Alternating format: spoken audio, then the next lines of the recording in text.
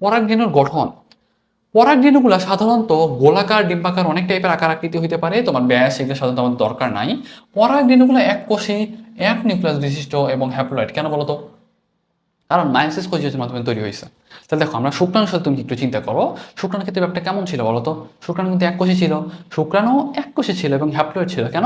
Meiosis কোষীয়জনের মাধ্যমে তৈরি হয়েছে। যেহেতু মায়োসিস কোষীয়জনের মাধ্যমে তৈরি হয়েছে, তাহলে এটা কিন্তু হ্যাপ্লয়েড হবে। এবং এই যে তোমার এগুলো কিন্তু গ্যামেট, তার মানে এটা কিন্তু এককোষী, বুঝতে পারছো? এটা কিন্তু বহুকোষী হওয়ার সুযোগ নাই।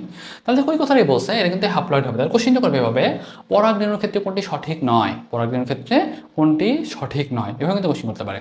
তারপর দেখো যে পরাগরেণু, প্রত্যেকটা পরাগরেণু কয়টা ত্বক থাকে বলো তো? দুইটা ত্বক থাকে। কয়টা ত্বক থাকে? বলো, দুইটা ত্বক থাকে। বাইরের ত্বকটা যেটা, দেখো বাইরের ত্বকটা কিউটিন যুক্ত, পুরু ও শক্ত। এবং মানে যেটা বাইরের ত্বক, বাইরের ত্বকটা তোমার কি বলা হয়?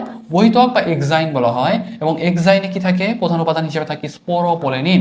স্পোরোপোলেনিন। আর যদি বলি যে ভাইয়া ভিতরের ত্বকটা, ভিতরের ত্বকটাতে দেখবা ইনটাইন বলে। ভিতরের ত্বকটাকে কি বলে?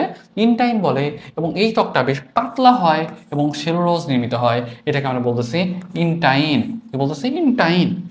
এবং দেখবা কি, তোমার এক্সাইনে বেশ কিছু ছিদ্র থাকে, যেগুলোকে আমরা কি বলতেছি বলতো? সেগুলোকে আমরা বলতেছি জনন ছিদ্র, রেণুরন্ধ্র বা জার্ম পোর্ট। তো আমি জিজ্ঞাসা করি ভাইয়া, এক্সাইনে কি থাকে বলতো? এক্সাইনে আমাদের কিন্তু জনন ছিদ্র, রেণুরন্ধ্র বা জার্ম পোর্ট থাকে, যেটা দিয়ে পরবর্তীতে পরাগ রেণুটা যখন মানে বৃদ্ধিপ্রাপ্ত হয়, তখন তো ওই যে পরাগ নালিকা যেটা, সেটা কিন্তু এই দিক দিয়ে বের হয়ে আসে। তো আমি জিজ্ঞাসা করি ভাইয়া, পরাগ নালিকাটা কোন দিক দিয়ে বের হয়ে আসে? তাহলে বলবা কিন্তু এই যে তোমার জার্ম পোর্ট যেটা, সেটা দিয়ে বের হয়ে আসে। পরাগ নালিকাটা কার মানে কার বর্ধিত পার্ট বলতো? ওটা কিন্তু আসলে ইনটাইনটাই বর্ধিত হয়ে হয়ে তৈরি করতেছে, তাই না? এটা কিন্তু এক্সাইনের পার্ট না। এক্সাইনটা কিন্তু আসলে ছিদ্রটা তৈরি করছে।